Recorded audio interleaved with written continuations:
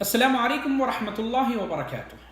الحمدللہ رب العالمین والصلاة والسلام علی اشرف الانبیاء والمرسلین نبینا محمد وعلی آلہ وصحبہ اجمعین، اما بعد۔ محترم سامعین اکرام، جیسا کہ آپ بخوبی جانتے ہیں کہ ہم شعبان کے مہینے میں داخل ہو چکے ہیں، تو میں نے یہ مناسب سمجھا کہ آپ کے سامنے شعبان کے مہینے کی جو حقیقی فضیلت ہے وہ آپ کے سامنے رکھوں، اور جو بعض مسلمانوں کی جانب سے اس مہینے میں غیر شرعی اعمال اور باطل عقائد پائے جاتے ہیں اس پر متنبہ کروں۔ ابتدا ہی سے اللہ رب العالمین کے نزدیک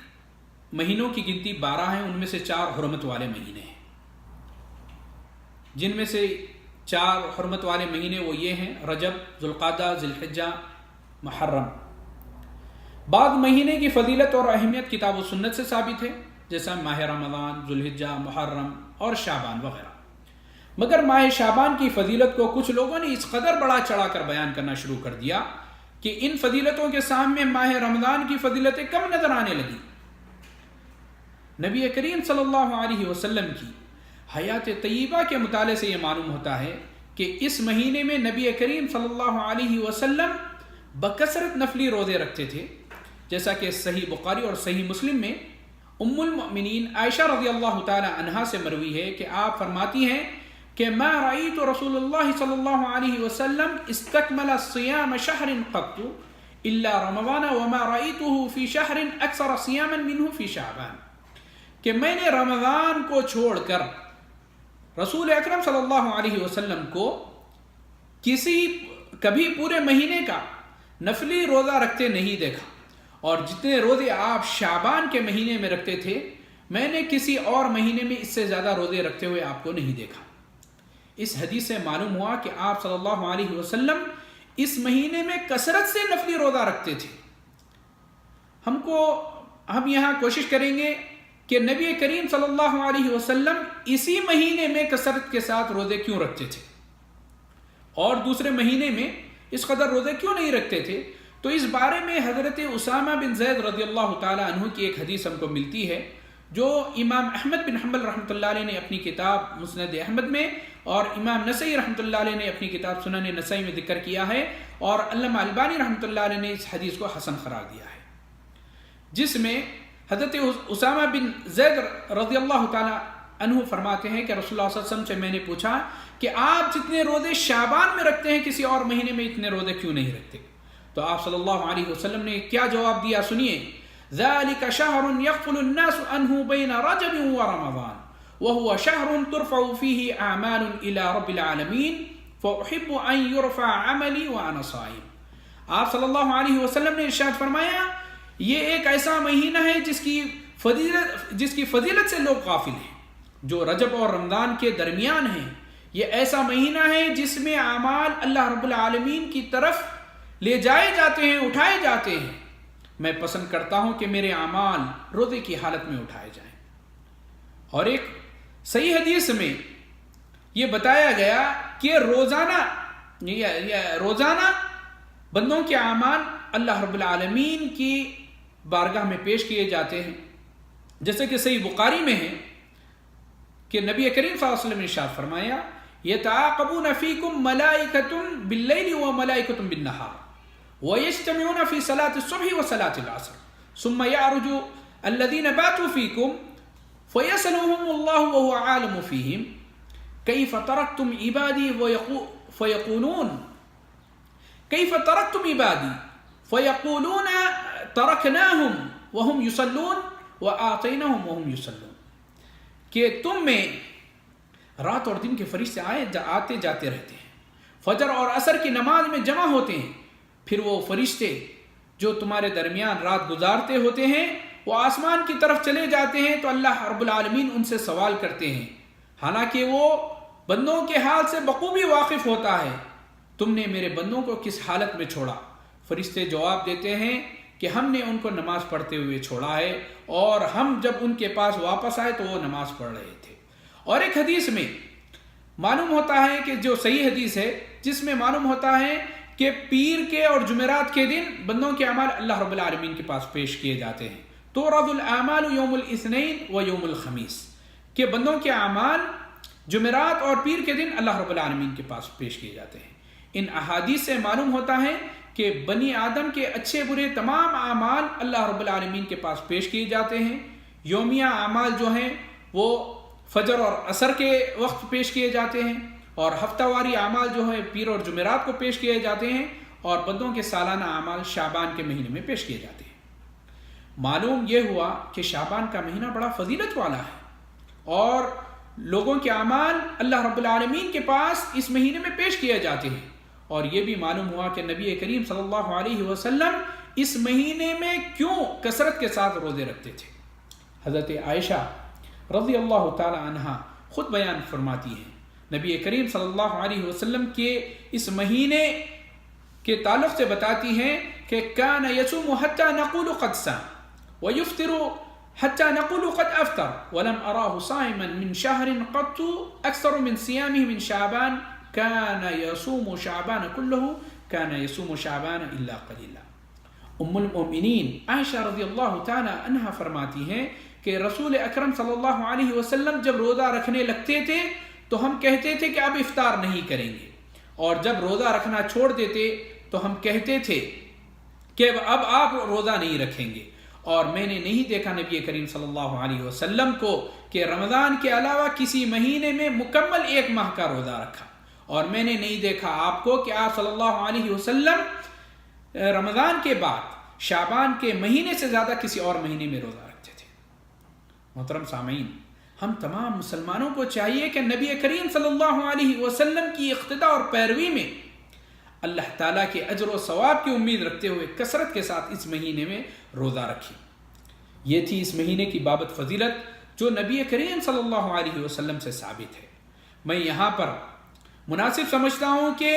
ان غیر شرعی اعمال اور باطل عقیدے کی نشاندہی بھی کر دوں جو اس مہینے میں بعض مسلمان جو اعمال کرتے ہیں جو ان میں پائی جاتی ہے۔ مثلا شعبان کی 15ویں تاریخ کا روزہ رکھنا، اس بارے میں سنن ابن ماجہ کی 2 احادیث پیش کی جاتی ہیں جو حضرت علی رضی اللہ تعالی عنہ سے منسوب ہیں، جس میں سے ایک یہ ہے کہ ان فی صوم النصف منہ مزیۃ علی غیرہ، کہ 15ویں شعبان کا روزہ یعنی روزہ رکھنا دوسرے دنوں کے روزہ رکھنے پر خصوصیت کا حامل ہے، خصوصیت اس کو حاصل ہے، لیکن یہ حدیث ضعیف ہے۔ امام ابن رجب حنبلی رحمۃ اللہ علیہ نے اپنی کتاب اللطائف المعارف میں یہ بات ذکر کی ہے، اور صاحب المنار نے یہاں تک کہا ہے کہ صحیح بات تو یہ ہے کہ یہ حدیث موضوع ہے، یعنی نبی کریم صلی اللہ علیہ وسلم پر جھوٹ گڑا گیا ہے، یہ حدیث ثابت نہیں ہے۔ دوسری جو حدیث جو شعبان کی 15ویں تاریخ کو روزہ رکھنے کے تعلق سے بیان کی جاتی ہے، وہ جو حضرت علی رضی اللہ تعالی عنہ کی طرف منسوب ہے، اذا كانت ليلة النصف من شعبان فقوموا ليلها وصوموا نهارها، کہ اگر تم رمضان شعبان کی 15ویں رات کو کیا دن کو پاؤ تو روزہ رکھو اور رات کو قیام کرو۔ یہ روایت بھی موضوع ہے، اور امام ابن ماجہ نے اس کو روایت کیا ہے۔ اس روایت کی سند میں ایک شخص ہے ابو بکر بن عبداللہ العامری المدنی۔ محدثین نے کہا ہے کہ یہ حدیثیں گھڑا کرتا تھا، اور امام بخاری رحمۃ اللہ علیہ اور دیگر محدثین نے اس کو ضعیف قرار دیا ہے۔ تو محترم سامعین، شعبان کے دوسرے دنوں کو چھوڑ کر صرف شعبان کی 15ویں دن کو روزہ رکھنا اور اسے خاص کرنا یہ مناسب نہیں ہے، جو نبی کریم صلی اللہ علیہ وسلم سے ثابت نہیں ہے۔ اور جو دوسرے اعمال جو بعض لوگ کرتے ہیں کہ 15ویں رات کی فضیلت بیان کرتے ہیں، جسے شب برات کی فضیلت کہتے ہیں، اس سلسلے میں جتنی احادیث وارد ہوئی ہیں ان تمام احادیث کے متعلق امام ابن رجب حنبلی رحمۃ اللہ علیہ نے اپنی کتاب اللطائف المعارف میں ذکر کیا ہے کہ اکثر محدثین نے ان تمام روایت کو ضعیف قرار دیا ہے۔ اور سعودی عرب کے مفتی اعظم شیخ ابن باز رحمۃ اللہ علیہ جو سابق مفتی تھے، انہوں نے کہا کہ یہ ساری احادیث ضعیف ہیں، ان پر اعتماد نہیں کیا جا سکتا۔ اسی طریقے سے 15ویں رات کو لوگ جاگ کر نمازیں پڑھتے ہیں، قیام کرتے ہیں۔ اس سلسلے میں نبی کریم صلی اللہ علیہ وسلم سے ایسی کوئی صحیح حدیث یا قابل اعتماد حدیث منقول نہیں ہے جس سے اس رات کی کوئی خاص عبادت ثابت ہو۔ مثلا صلاۃ البراء، لوگ اس رات میں 100 رکعتیں نماز ادا کرتے ہیں، اور ایک رکعت ہے جو 6 رکعت نماز ادا کرتے ہیں بعض لوگ، اس نیت سے کہ یہ نماز ادا کرنے کی وجہ سے ہماری بلائیں دور ہو جائیں گی اور ہماری عمر میں یعنی لمبی عمر ہو جائے گی اور لوگوں سے ہم بے نیاز، مانگنے سے بے نیاز ہو جائیں گے۔ اس قسم کا کوئی عمل نبی کریم صلی اللہ علیہ وسلم سے ثابت نہیں ہے، اور اس رات میں سورہ یاسین کو پڑھا جاتا ہے اور خاص دعائیں کی جاتی ہیں ان الفاظ کے ساتھ، اللہم یا ذا المن ولا یمن علیہ یا ذا الجلال والاکرام۔ اس قسم کی کوئی روایات، کوئی احادیث نبی کریم صلی اللہ علیہ وسلم سے اور صحابہ سے ثابت نہیں ہے۔ اس رات سے متعلق عوام میں یہ بات بھی مشہور ہے کہ شعبان کی 15ویں رات کو سال بھر میں جو کچھ ہوتا ہے اس کا فیصلہ ہو جاتا ہے، یعنی پورے سال کی تقدیر لکھی جاتی ہے۔ یہ بات بھی بالکل غلط ہے، کیونکہ جس رات میں فیصلہ کیا جاتا ہے، جو فیصلہ کن رات ہے، وہ شب قدر ہے، جس کے بارے میں اللہ تعالیٰ سورہ دخان میں ارشاد فرماتا ہے فیہا یفرق کل امر حکیم، اس رات ہر معاملے کا حکیمانہ فیصلہ کر دیا جاتا ہے۔ یہ رات رمضان میں ہوتی ہے، شعبان میں نہیں۔ اسی طریقے سے 15ویں شعبان کو لوگ انواع و اقسام کے کھانے کھلاتے ہیں، بناتے ہیں، اور پڑوسیوں میں، فقیروں مسکینوں میں کھانا تقسیم کرتے ہیں، اور اس کھانے کو عشاء والدین کا نام دیا جاتا ہے، یعنی کوئی اپنے والد جو مرحوم یعنی جو جن کا انتقال ہو گیا ان کے نام سے، کوئی اپنے ماں کے نام سے کیا جاتا ہے۔ اس کے کوئی اصل منقول نہیں ہے، اور نہ ہی اس کی کوئی اصل ثابت ہے نبی کریم صلی اللہ علیہ وسلم سے، اور نہ صحابہ سے، اور نہ تابعین سے، اور بلکہ یہ عمل بدعت ہے، اور یاد رکھیے ہر بدعت گمراہی ہے۔ اور دیکھنے میں یہ آتا ہے کہ بعض لوگ اس رات کو قبرستانوں کا رخ کرتے ہیں، قبرستانوں کو روشن کیا جاتا ہے، اور قبرستان کو داغدودی اور روغن کیا جاتا ہے، یعنی پینٹ وغیرہ کیا جاتا ہے، اور اس کو روشن کیا جاتا ہے، قبروں پر پھولوں کی چادریں بچھائی جاتی ہیں اور پھول ڈالے جاتے ہیں، اور کہا جاتا ہے یہ مردوں کی عید ہے۔ اعوذ باللہ، یہ کیسے باطل نظریات ہے، یہ کیسے باطل عقائد ہے جو مسلمانوں میں پیدا ہو چکے ہیں۔ محترم سامعین، ہم کو ایک یہ مسلم قاعدہ ہمارے ذہن میں رکھنا چاہیے، جو دین نبی کریم صلی اللہ علیہ وسلم نے دیا ہے وہی دین ہے، جو کام نبی کریم صلی اللہ علیہ وسلم نے کیا ہے اور کرنے کا حکم دیا ہے، جس کام کو صحابہ نے کیا ہے اور صحابہ نے اور تابعین نے کیا ہے، وہی دین کا حصہ ہے۔ اس کے علاوہ اور کوئی چیز دین کا حصہ نہیں ہو سکتی۔ تو ہم کو اللہ تعالیٰ سے ہمیشہ دعا کرنا چاہیے، اللہ تعالیٰ سے مدد طلب کرنی چاہیے کہ اللہ تعالیٰ ہم تمام کو کتاب و سنت کا صحیح فہم عطا کرے۔ ہم کو ہر قسم کی بدعات سے دور رہنا چاہیے اور ہر قسم کے شرکی اعمال۔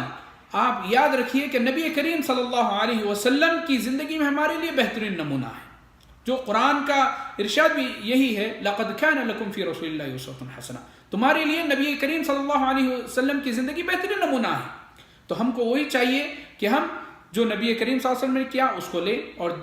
جو نبی کریم صلی اللہ علیہ وسلم نے نہیں کیا ہے اس سے رک جائیں۔ دین میں نئی نئی بدعتیں جو ایجاد کر دی گئی ہیں اس پر عمل کرنے سے خود بھی بچیں اور دوسروں کو بچائیں۔ اس مہینے کی جو صحیح فضیلت ثابت ہے میں نے بیان کر دی ہے۔ اللہ تعالیٰ سے دعا ہے کہ اللہ تعالیٰ مجھ کو، آپ کو، تمام کو کتاب و سنت پر عمل پیرا ہونے کی توفیق عنایت فرمائیں۔ والسلام علیکم ورحمۃ اللہ وبرکاتہ۔